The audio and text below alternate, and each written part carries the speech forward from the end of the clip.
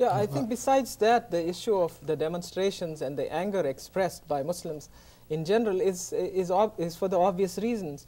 In the West, in a democratic society where there is freedom of speech, I think the people in general here are less concerned about religion per se, whereas Muslims take their religion very, very seriously.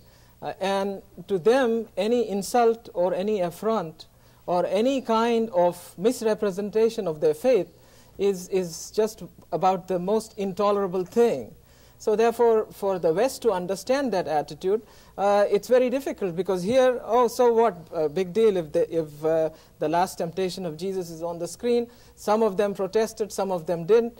As a matter of fact, the Muslim community here also protested against that movie, because Jesus is an integral part of the Muslim faith also. And some of our friends just didn't understand why we were fussing over that. Because religion is taken much more seriously as an attitude by us. Won't you agree? I agree on that. The point that Dr. Osman alluded to is that here is an author who used a style. The style is not new. It is the contemporary school in Central America, Garcia Marquez and others, who intertwined fact with the fiction and the dream with reality, and keeps oscillating between a dreamy state and a state of awareness back and forth. You can't pin him down to an opinion. And that's okay if he is talking about a story of romance or whatever, but when you are handling a very sensitive issue, whether it is an ideology or a religion, you are handling something that's important, and you have to delineate what do you mean when you say that. What do you mean when you describe Prophet Abraham as a bastard? Then he says, oh no, this was a dream. It wasn't real. Sorry, but damage has been done already, whether you are dreaming or you have a nightmare, I don't care. You are putting statements that are damaging to the image and to the sacredness of certain people and of certain values.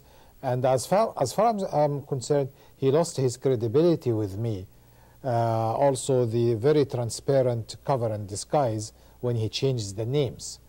But yeah, he looks like a duck, he walks like a duck, he quacks like a duck, but I'll call him a duck. And he feels that now we are safe. I think this is ridiculous. I think he is belittling the intelligence of the readers. I think, you know, while the First Amendment gives anyone the right to free speech, I'm very sure that a lot of Americans who believe in something, who have the faith, who go to the churches, who go to the synagogues, will agree that although you cannot legislate ethics and morality, yet under the First Amendment, there is an implication that perhaps there are some lines that you cannot cross, the lines of decency. And I think this time the author has really violated that, and I wonder... Whatever the legal stand may be, this is left, of course, to attorneys and to the court and so on, and to the legal advice. But the constitutional right for free speech also subscribes, or the masses subscribe to this right, and they should use it. They are saying that we do not like the book.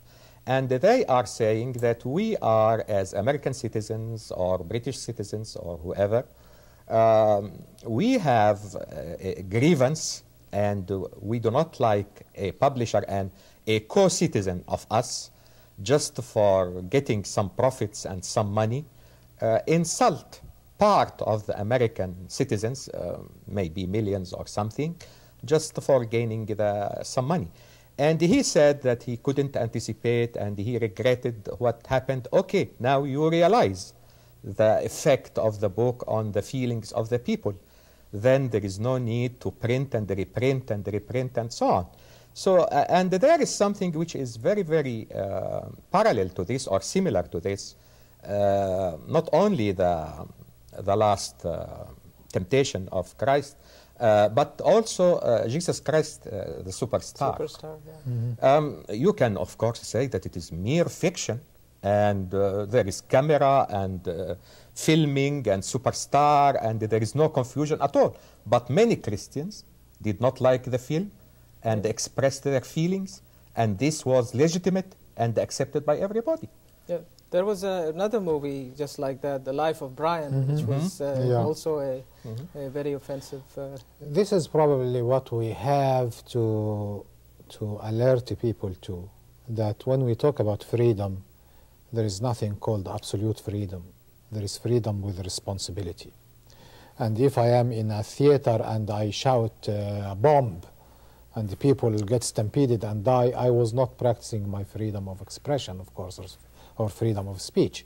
I was saying something very harmful and very damaging. And there is that line that we should differentiate between saying whatever I want to say versus hurting people, whether in their feelings or in anticipating their reactions also. And I want the American public, with all honesty, to question, have this book been insulting to the Jewish population? Would we have accepted it? No, I think that's a have been this book propagating Adolf Hitler? Would we have accepted that? 6 Palestinians were about to be deported because they found that they have what was described as Marxist literature. And in spite of that, no tears were shed about the freedom of speech or the freedom of expression. We really have to do some soul searching as Americans, because you can't have your cake and eat it. You can't double the standard. We have to be honest about freedom, to what extent, and where is the line that should not be crossed, and is it applicable to everybody or not? I think that is the key question, and it's ironical that the dream sequence of the main characters of the book has become the author's nightmare. And now, let's join some concerned Muslims as they express their opinions. Assalamu alaikum. In answer to your question as to what my reaction is to the uproar we've been hearing with respect to Satanic verses novelists out, I like to preface my comments, which will be brief, by one thought. As Muslims, we're very conscious of speaking out of knowledge, not just out of emotion. And so I think it's important, as we would with respect to any issue of importance to our faith, is to speak about that which we know. I must say with respect to this book that I have read excerpts of it. Like many of you, I have seen the clamor in the media. I have been a part of many discussions, and now it's to the level that it's a book that perhaps we really need to look at. So therefore, I can't speak from the point of view of one who has read the book in great detail. And when I first heard of the book, I had mixed reactions. My first reaction is that we didn't want to dignify such an attack with a response. One of the unfortunate products of all of our attention on this book is that now everybody wants to read it, and therefore it becomes something that comes into the eyes of many, not only among the Muslim community, but in the larger community.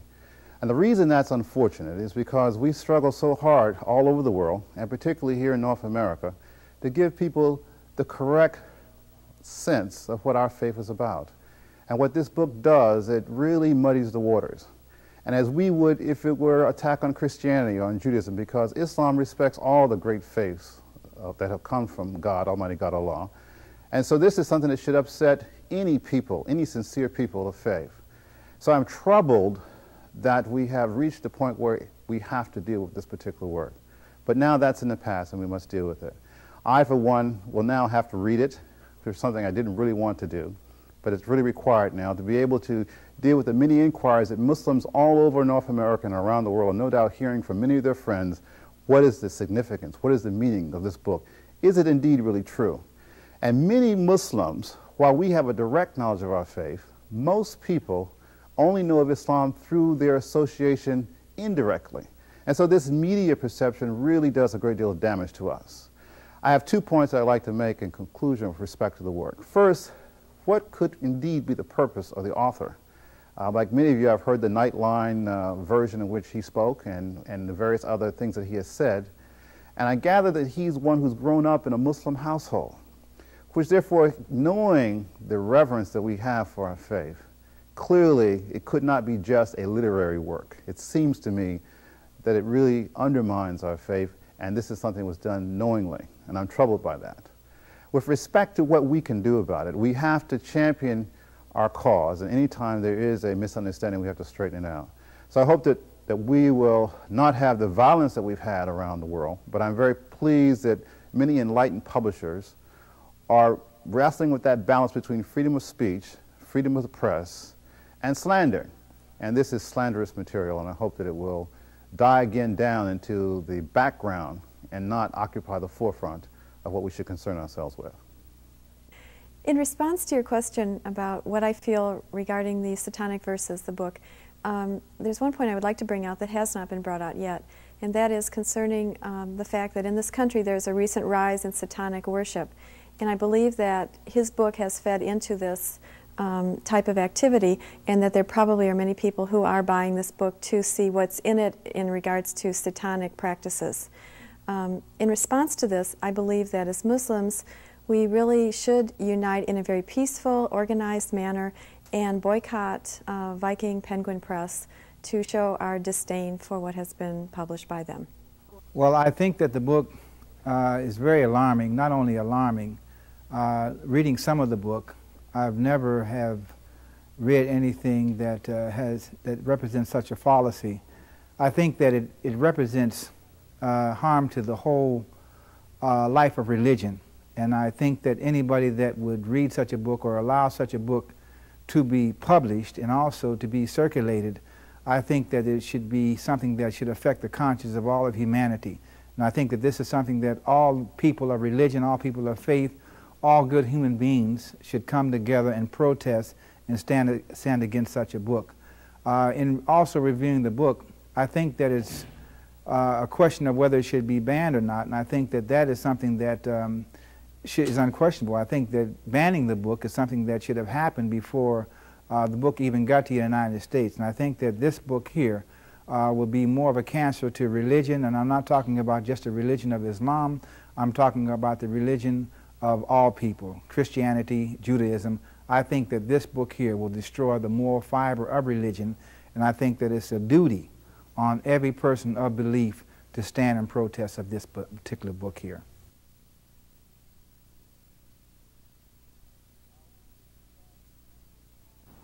أعوذ بالله من الشيطان الرجيم بسم الله الرحمن الرحيم أرأيت الذي يكذب بالدين فذلك الذي يدعو اليتيم ولا يحض على طعام المسكين فويل للمصلين الذين هم عن صلاتهم ساهون